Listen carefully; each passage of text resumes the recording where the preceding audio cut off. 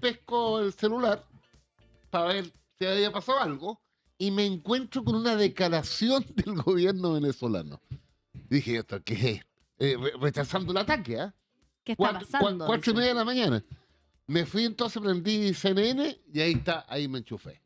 ¿Y qué? ¿Se desayunó literalmente con la noticia? Sí.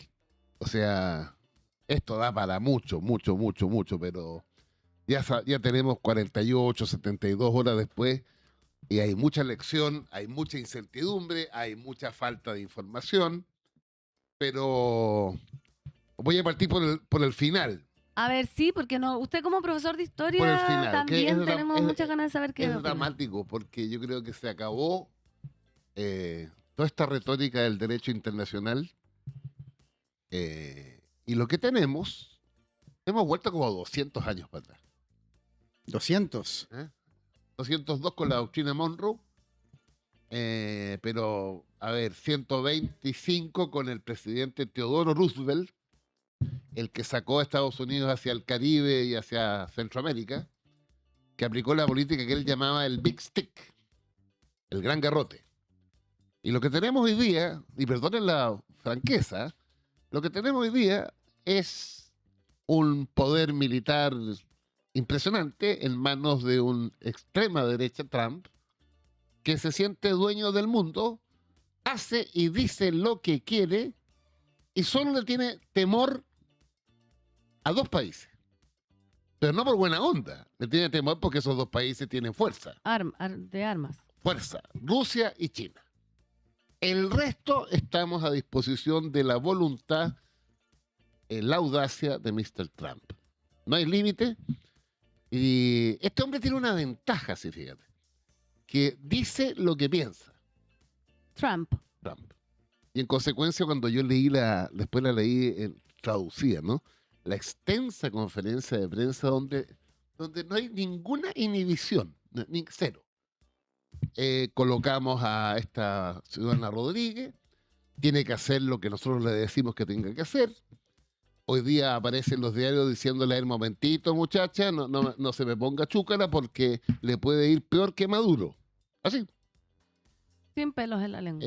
Agrega que Petro se cuide el trasero, estoy repitiendo, ciudadano, el presidente de Colombia. Mr. Rubio, que es su secretario su canciller, Marcos Rubio, sostiene que si él viviera en La Habana y fuera miembro del gobierno cubano, estaría preocupado. Fíjense lo que hay detrás de cada esa afirmación. Usted dirá, pero esto para nosotros nomás, los sudacas. No. Le dice a Dinamarca, oiga, Groenlandia, que es una posición de Dinamarca, del reino de Dinamarca, eso nos interesa a nosotros. No. Así que vamos entregando Groenlandia. En consecuencia, claro, los principios hay que defenderlos, el multilateralismo, todo lo que hemos escuchado. Pero en los hechos, los porfiados hechos, que alguna vez dijo Lenin, la situación concreta y los hechos concretos nos dice que entramos a una fase que se venía adelantando, ¿no? Es una fase donde el poder de Estados Unidos en manos de los republicanos y de este republicano en particular, con sus socios, es unilateral completamente. Profe, y bueno, los ciudadanos del chat están comentando activamente y este tema se habla, tiene diversas lecturas también, porque acá estamos haciendo una lectura que me imagino es parte del sentido común, digámoslo por un lado, pero también vimos en la televisión las reacciones y o la mayoría del pueblo de Venezuela estaba celebrando esta intervención. Bueno, los que están acá por razones obvias. Lo que no sabemos es qué pasó en Venezuela. Ayer mandaron unos videos, bueno, porque obviamente el chavismo y el madurismo no era una entelequia. Debe tener el 20, el 30% de adhesión popular. Obviamente que es una minoría, tuvieron que robar la elección para mantenerse en el poder. Esa es la mejor demostración que son minorías, pero tienen el poder militar. El Vladimir Padrino, el jefe militar ayer fue clarito. Ahora que hay muchas cosas rarísimas, pero Sí. lo que quiero decir pensando desde Chile que quedamos al arbitrio de este hombre. De Donald Trump. Exacto. Y Europa también. Mira, donde no se puede meter es con Putin y con la República Popular China. Punto. Que fueron de los pocos países en todo el mundo que pidieron la liberación de Nicolás Maduro. Claro. Porque, de hecho, otros países de centro izquierda, claro, criticaron el intervencionismo, pero no pidieron la liberación del presidente / dictador de Venezuela, que en una operación que le pusieron resolución absoluta, la madrugada del sábado 3 de enero, donde bombardearon estratégicos recintos militares de Caracas, culminó con una operación relámpago en 2 horas y media, 3 horas se demoraron. En suelo venezolano se llevaron a Nicolás Maduro y también a su esposa Cilia Flores, los llevaron a Nueva York, están en Manhattan, van a comparecer ante la justicia por narcoterrorismo así se y llama. en el contexto de acusarlo de ser el líder del cartel de los soles. El cartel de los soles es una organización que es bien difusa, se llama cartel de los soles porque en el ejército venezolano sus insignias son soles. Entonces, a principios de los 90, el año 93, si mal no recuerdo, habían militares venezolanos que estaban haciendo narcotráfico, estaban involucrados. Entonces, le llamaron primero cartel del sol, porque había uno. Pero cuando vieron más, fue cartel de los soles y acusan a Nicolás Maduro y a Diosdado Cabello, su fiel Patiño. Aunque no sé si es tan fiel Patiño, vamos a hablar respecto a si Maduro fue traicionado. Sí. Si Eso no lo vamos a saber hasta Delcy después. Rodríguez tuvo algo que ver, pero el cartel de los soles es el argumento que ocupa Estados Unidos para decir que hay que intervenirlo. No necesariamente la falta de democracia, la falta de libertades que hay en Venezuela, sino que lidera una organización criminal. Claro, con la paradoja que el que sostiene eso, el presidente Trump, indultó al expresidente de Honduras, ¿eh? Que estaba condenado a 45 años de cárcel por tráfico de cocaína de Honduras o de alguna parte hacia Estados Unidos, y lo indultó. Entonces, dime la consistencia. Ataco a un dictador, en este caso, por narcotraficante, y simultáneamente libero a un colega presidente de Honduras condenado a 45 años por narcotráfico. Pero es que eso da cuenta finalmente que el argumento de liderar una acción de narcoterrorismo, que de hecho creo que desde el 2020 empezaron a pedir la captura de Maduro sí. Por este hecho, por estos delitos, crímenes que vamos a ver hoy día en la tarde, vamos a estar conectados para ver cómo se resuelve. Es un argumento más porque en las declaraciones de prensa que dio Donald Trump, dijo que habló mucho del petróleo, que vamos a recuperar el petróleo que es nuestro, y ahí quiero preguntarle en su calidad de profesor de historia, porque quienes somos millennials y recordamos que el año 98 Hugo Chávez llegó al poder y de eso ya han pasado 27 años, a esta altura 28, me pierdo un poco, son más de la mitad de nuestra vida viendo a Venezuela ligada a la izquierda, y no a la centroizquierda, a la izquierda, al socialismo del siglo XXI, pero históricamente en el siglo XX Venezuela fue un aliado histórico de Estados Unidos, proveyéndolo de petróleo en la Segunda Guerra Mundial, en instancias claves de la historia de Estados Unidos. Siempre fue una simbiosis entre ambos países que se interrumpe el año 98 y hasta hoy están tratando de recuperarlo y vaya de la forma que lo recuperan, llevándose detenido a Maduro a territorio estadounidense. Ahí entraste en otro tema interesante. A ver, para irme tan para atrás, ¿no? Venezuela tuvo un dictador famoso, Pérez Jiménez. Este fue derrocado en 1958. Síganme bien, porque es una elección para Chile. La década del 60, la década del 70, la década del 80 y la mitad de los 90, una vez que se acabó la dictadura, surgieron dos fuerzas políticas. Otras más, pero las dos principales. Una se llamaba COPEI, pero que el lenguaje universal es la democracia cristiana venezolana. Y la otra se llamaba ADECO, Acción Democrática, que el lenguaje universal era la socialdemocracia. Perfecto. Entonces se repartieron el poder, elección tras elección, durante 30 años. Y colapsó. Colapsó por crisis económica y básicamente por corrupción. En ese contexto surge Chávez. Y efectivamente, quiero decirles además que Venezuela también tuvo su guerrilla, Hugo Blanco, el MIR venezolano en los 60, siguiendo la ruta de la experiencia cubana, de la revolución cubana. Pero evidentemente tanto la socialdemocracia venezolana como la democracia cristiana venezolana, o sea, la centroizquierda y la centroderecha, siempre fueron aliados de Estados Unidos en el marco de la Guerra Fría. ¿Estamos? Ujú. Contra eso, bueno, hay un estallido social que se llamó el Caracazo. Eso te demostraba la crisis económica y social. Y en ese contexto emerge Hugo Chávez, un oficial de ejército de origen popular. No es nuevo, ciudadano. Se conoce poco lo que les voy a decir. Hay un presidente guatemalteco que fue derrocado por Estados Unidos en 1954. Fíjense, en 1954. Era un coronel de ejército, Jacobo Arbenz.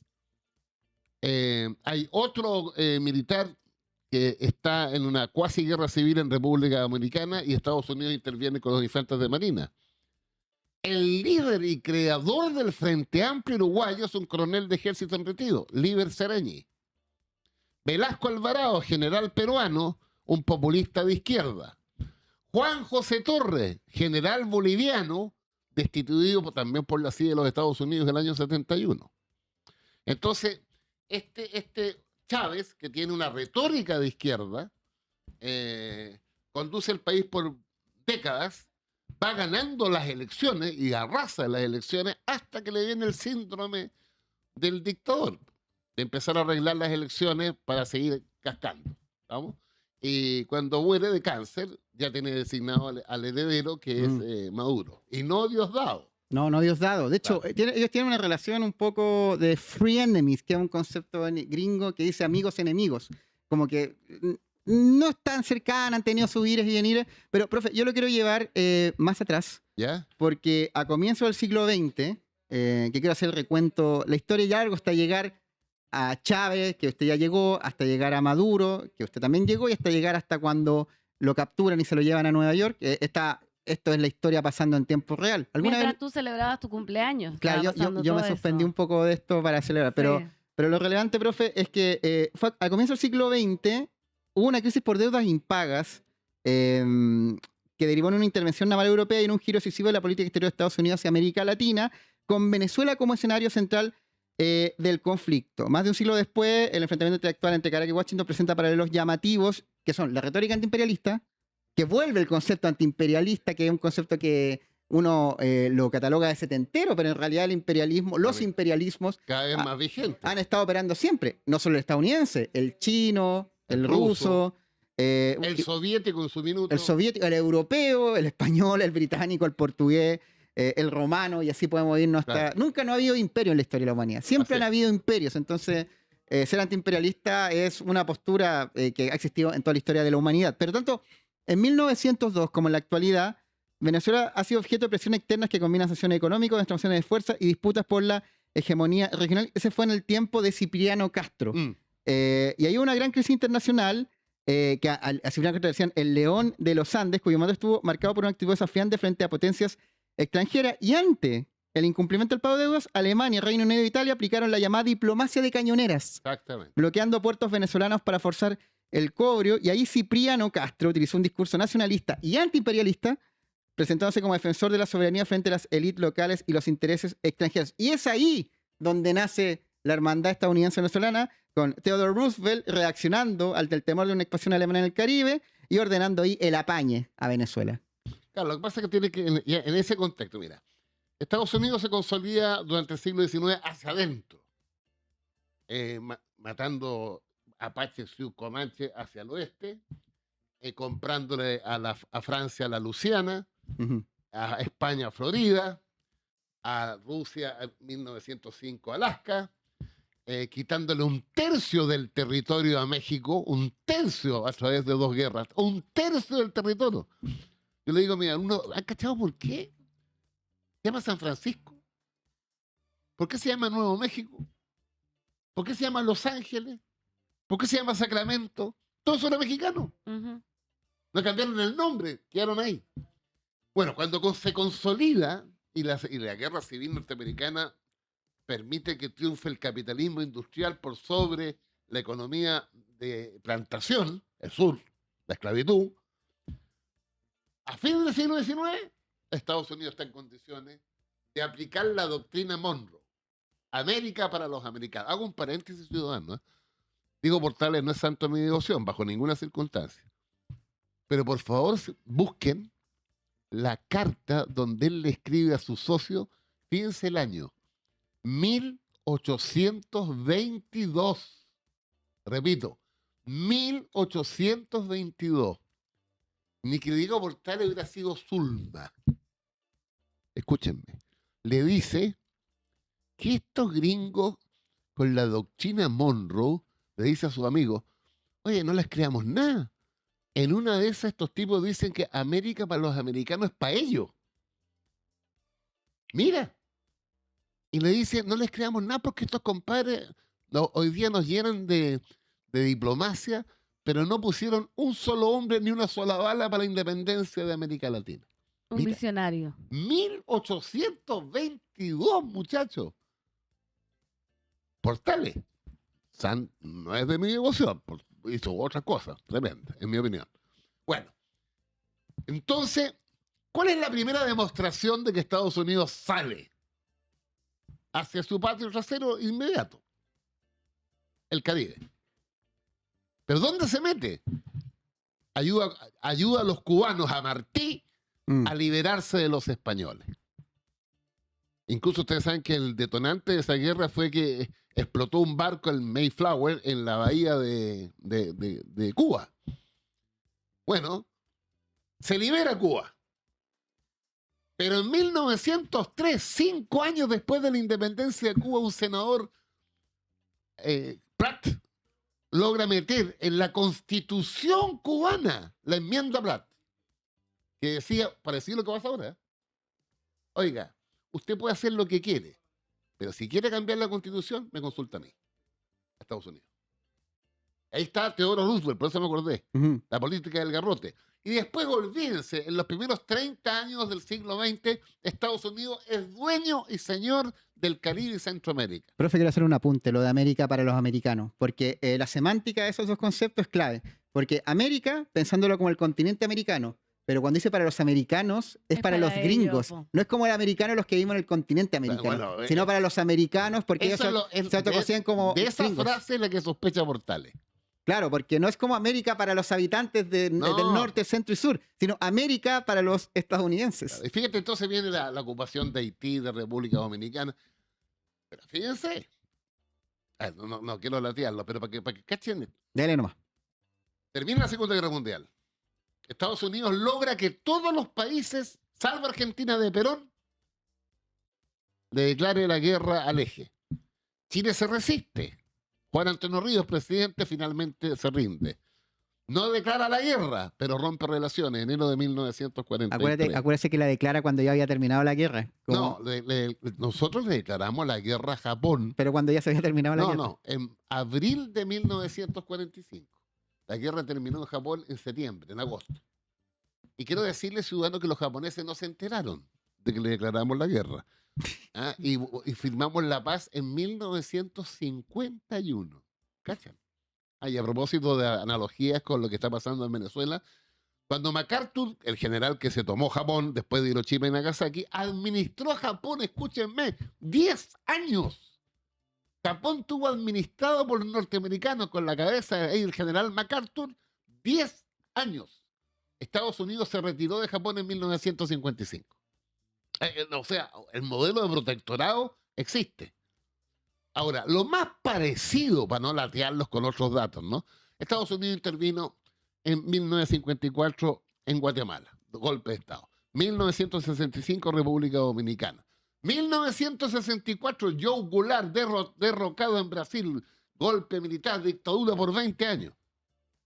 1964, la intervención en Chile en la elección de Frei Montalva con Salvador Allende, olvídense, contada por los propios norteamericanos, documentos oficiales, millones de dólares. Incluso no trajeron.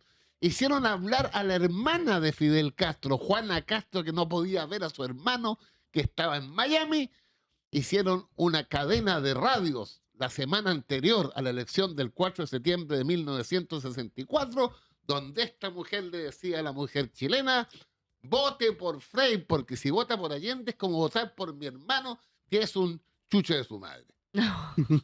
Con todas sus palabras. Con todas sus palabras. ¿Estamos? Estamos. Y seguimos, 1970, olvídense.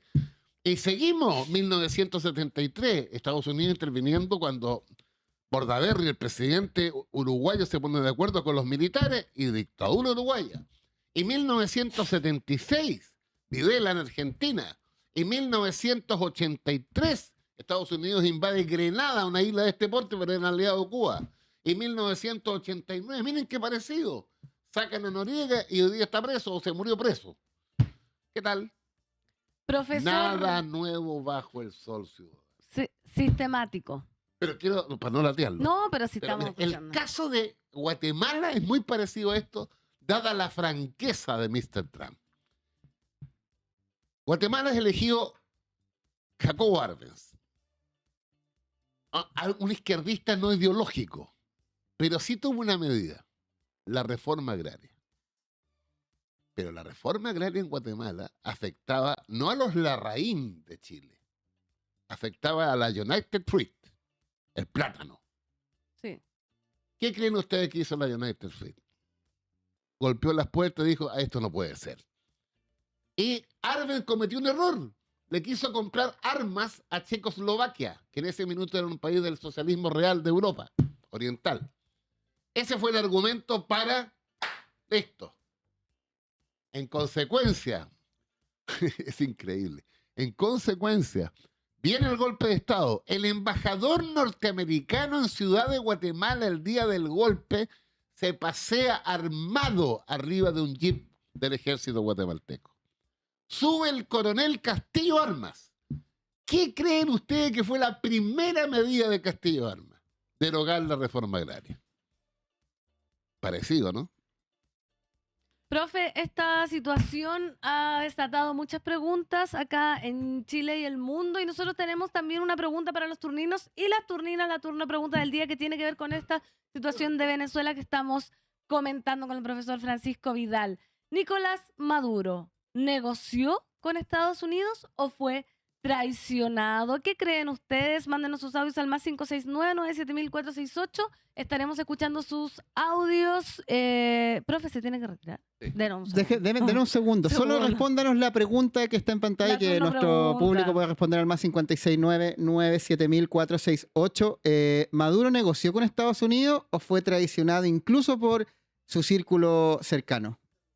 No lo vamos a saber, ¿saben, muchachos? Hasta unos 10 o 15 años, cuando el presidente de turno de Estados Unidos ordene desclasificar. Ah, Todo lo que sabemos de Chile y Estados Unidos no es por la investigación en Chile. Es porque Clinton en su momento y Obama desclasificó miles de documentos. Todo lo que sabemos de la intervención norteamericana en Chile del 63 al 73, que fueron 20 millones de dólares de aquella época, es el Senado norteamericano. La desclasificación de los documentos oficiales. Hay libros, muchachos. Compren libros. Hay un compadre que se llama Peter. Aquí la tiene mi ex alumna, ¿viste?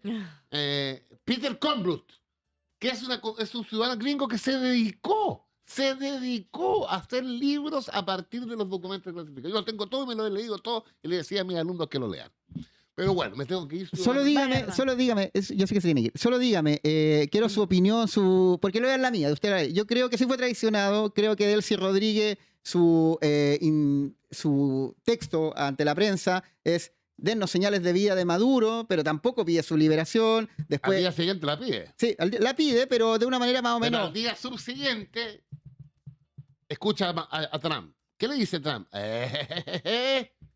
Pórtese bien, porque si no le iba a ir peor que Maduro. Pero también le dice que se quede ella y no María Corina Machado. Entonces, solo respóndame la pregunta. ¿Fue traicionado? Lo que usted cree. Yo sé que no lo vamos a hacer hasta que la CIA desclasifique en 50 años más. Mi impresión. ¿Fue traicionado o el- negoció una salida para tener una vida en el extranjero tranquila? No, yo creo que Maduro lo que negoció es la vida. De él y Cilia. está en una situación tan encerrada que al final lo último que te queda para negociar no es una estadía en Miami. en Miami Ajá. o en el mar Adriático, es la vida. Pero yo creo que el círculo, Padrino, Diosdado, Daily, Delcy, Delcy, Rodríguez. se pusieron de acuerdo. Se pusieron de acuerdo porque además ellos deben estar esperando la garantía de Trump de la vida, pero más que la vida, no la prisión. Y Profesor, ahora lo otro que es impresionante, me está llamando Daily. Delcy Rodríguez y su hermano Jorge lo están llamando. Sí. Profesor Vidal, Oye, muchas no, gracias. no, Pero una ¿qué es cosa- lo una impresionante? cosita. Dígame. Lo impresionante es cómo estamos el 2026 en una situación parecida al 1903 de Theodore Roosevelt y a 1954 de Jacobo Arbenz. América para los americanos, pues los americanos Se son los está gringos. logrando. Diego Mortales, ¿qué tal? ¿Qué Nos tal? vemos. Gracias, Profesor profe. Vidal, Un muchas aplauso gracias por para estar. Un aplauso por él. venir a turno.